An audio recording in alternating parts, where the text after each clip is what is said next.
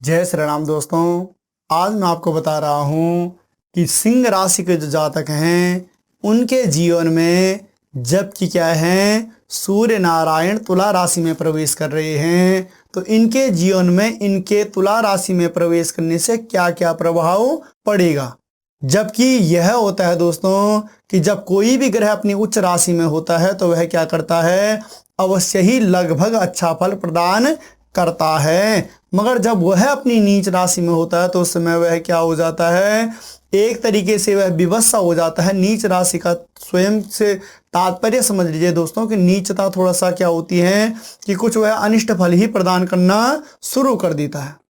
तो इस समय क्या है कि सूर्य नारायण जब तुला राशि में बैठे हुए हैं तो यह क्या है, अपनी नीच राशि में है। नीच राशि का ये तात्पर्य है कि 17/10/2023 से मंगलवार और 15/11/2023 तक यह अपनी क्या है तुला राशि में यानी अपनी नीच राशि में है। और सूर्य नारायण जो है वह आत्मा के कारक है।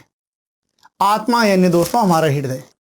और हृदय के कारक का ये तात्पर्य होता है कि हृदय एक हमारा ऐसा विशेष अंग इस शरीर में है कि दोस्तों जिससे सब कुछ, अगर हम कहते हैं कोई कार्य हम अगर करते हैं अपने जीवन में, कहते हैं कि भाई हृदय से आप मतलब यानी दिल से वह कार्य आप कर लेते हो तो उस कार्य में अवश्य ही आपको सफलता प्राप्त होती है। मगर जब हमारा दिल ही, जब हमारा हृदय ही किसी बात को स्वीकार नहीं कर पाता, यानी वही उसमें कंफ्यूज रहता है या वही मतलब उन चीज़ों में क्या कर देता है, कुछ विकार ले आता है, तो समझ लीजिए कि उस कार्य को हम करते तो हैं, होता भी है, मगर वो सेटिस्फेक्शन हमें नहीं हो पाता जो हमें होना चाहिए था।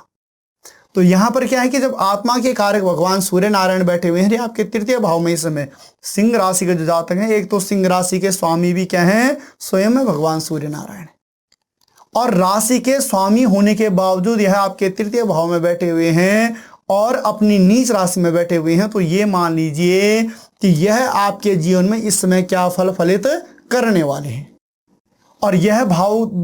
किससे संबंधित होता है, गला से संबंधित है, कर्ण से संबंधित है, श्वास से संबंधित है, छोटे भाई बहनों से संबंधित है, स्वयं से संबंधित है, पराक्रम से संबंधित है, धैर्य धारण से संबंधित हमारा यह भाव बनता है। और जब इस भाव में सूर्य नारायण बैठे हुए हों तो ये मान लीजिए कि स्वयं की राशि के जो आपके स्वामी हैं वह जब अपनी नीच राशि में बैठे हुए हों, तृतीय भाव में बैठे हुए हों, तो ये मान लीजिए कि इन चीज़ों में यह थोड़ा सा क्या है, विलंब लाने वाले हैं। यानी किन चीज़ों में, कि पराक्रम में और धैर्य धारण इत्यादि में यह इसमें क्या है, विलंब बनाएंगे। और छोटे भाई बहनों के साथ में आपसी सामंजस्य में, आपसी तालमेल में कुछ थोड़ा सा दूरियां बनाएंगे। और उसके बाद जो बीमारियां इत्यादि हैं जैसे गला से संबंधित, कर्ण से संबंधित, श्वास से संबंधित, इन चीज़ों में कुछ यह विकार आपके जीवन में ला सकते हैं।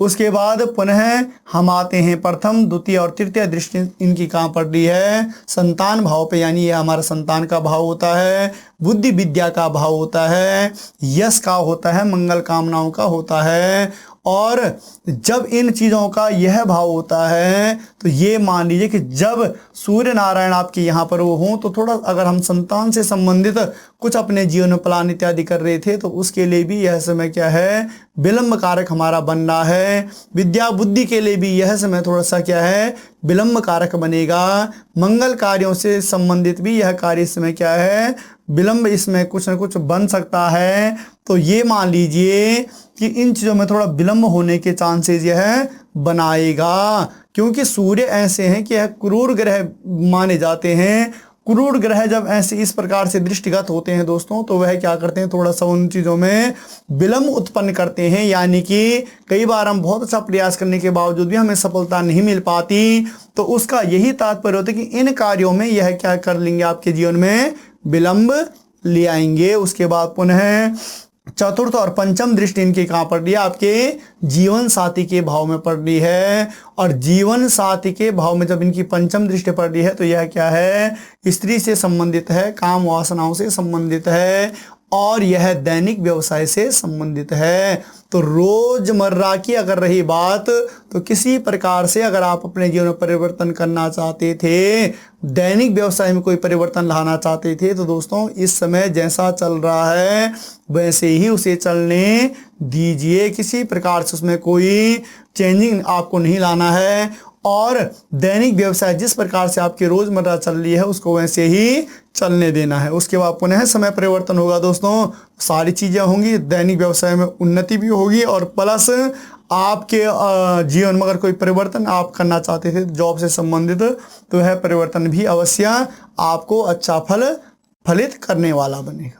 उसके बाद षष्ठम और सप्तम भाव आपका क्या है, भाग्य पे सूर्य की क्या है, सप्तम दृष्टि पड़ रही है, भाग्य का स्थान है, धर्म का है, तीर्थ का है, यश का है, और शिक्षा गुरु से संबंधित हमारा यह भाव होता है। और यहाँ पर अगर सूर्य नारायण यहाँ पर होते हैं, यानी कि मेष राशि यहाँ पर लिखी हुई है, मेष राशि में सूर्य नारायण हमेशा क्या होते हैं, उच्च के होते हैं। और उस समय जब मतलब ये मान लीजिए कि जब इनकी सप्तम दृष्टि यहाँ पर पड़ रही हो, अपने उच्च ग्रह पे, उच्च राशि पे भी अपनी इनकी सप्तम दृष्टि पड़ रही हो दोस्तों, मगर तब भी यह उतना अच्छा फल फलित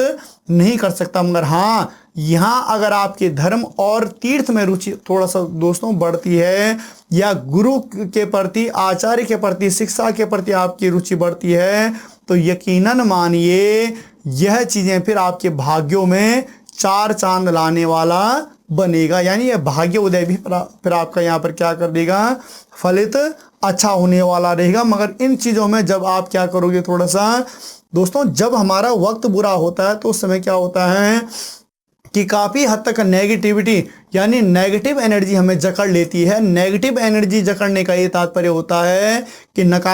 नकारात्मक ऊर्जाएं जो भी हैं, जब वह हमारे साथ में चल रही होती हैं तो हम कोई भी कार्य करते हैं। कई बार क्या होता है, इंसान सुबह के समय कोई घर में या कोई छोटी सी बात लेकर बैठ जाता है, और पूरे दिन भर उसका फिर क्या होता है कि कभी किसी के साथ में झगड़ा हो गया, कभी किसी के साथ में कुछ हो गया, या कभी कोई गाड़ी चलाते वक्त ही कहीं पर थोड़ा गाड़ी में खरोंच इत्यादि आ जाती है, या कोई एक्सीडेंट इत्यादि हो जाता है, या वाद विवाद किसी के साथ में हो जाता है। तो ये चीज़ें क्या होती हैं कि जब मतलब इस प्रकार से कुछ हमारा वो बन जाता है, दिनचर्या इत्यादि बन जाती है, तो उसमें क्या है कि अपने आप ही फिर वह पूरा दिन ही हमारा बेकार चले जाता है। और किसी दिन क्या होता है कि जब प्रातः काल इंसान सुबह उठता है तो उसके बाद उसका प्रसन्न हृदय मन इत्यादि रहता है, और उसका वक्त अगर बुरा भी चल रहा हुआ होता है तो उस दिन उसके सारे काम अच्छे बनते हुए दिखाई देते हैं। वह क्या है कि ये चीज़ें भी विशेष रूप से हमारे जीवन में वो करती हैं कि जब हम जिन चीज़ों को, जब नेगेटिव एनर्जी हमारे सामने, यानी उस समय हमें क्या करना चाहिए कि उन लोगों के साथ में भी ज़्यादा नहीं रहना चाहिए दोस्तों, जो क्या करते हैं, नेगेटिव एनर्जी को ज़्यादा बढ़ावा देते हैं। नेगेटिव एनर्जी को ज़्यादा बढ़ावा देने का ये तात्पर्य होता है कि कुछ लोग तो दिन प्रतिदिन वही चीज़ें लेकर बैठ जाते हैं कि ये ऐसा हो रहा है, ये हो रहा है, हमारा जीवन हमारा जीवन हमारा जीवन। तो दोस्तों, हमारा जीवन का तात्पर्य होता है कि सुख दुख तो सबके जीवन में, वक्त सबका अच्छा भी आता है और सबका बुरा भी आता है, मगर उसको पहचानने वाला भी होना चाहिए। और पहचानने वाला के बार क्या होता है कि सुख का समय तो इंसान भोग लेता है, मगर दुख का समय वह झेल नहीं पाता। तो ऐसे समय में क्या होता है कि अगर ऐसे व्यक्तियों के साथ हम ज़्यादा रहते हैं तो ये समझ लीजिए कि उससे क्या होती है कि फिर हमारा भाग्य भी काफ़ी डाउन हो जाता है, भाग्य में भी काफ़ी दिक्कतें आ जाती हैं। धर्म तीर्थ इत्यादि, शिक्षा से संबंधित इत्यादि हर एक चीज़ में फिर हमें नुकसान होना ही शुरू हो जाता है। और अगर थोड़ा सा हम सकारात्मक या जो पॉजिटिव एनर्जी लेकर जो लोग चलते हैं, जो लोग हमेशा अच्छा कुछ सोचने के जिनका नज़रिया होता है, तो उनका हम थोड़ा संगति कर लेते हैं, तो जो कोई भी ग्रह हमें थोड़ा सा न्यून फल वहाँ पर दे रहा होता है, वह पुनः हमें क्या कर देता है, वहाँ पर पुश बैक कर देता है, पुश कर देता है, यानी कि उस समय को हमारे आसानी से निकाल देता है, पुनः हमारा अच्छा समय आ जाता है। उसके बाद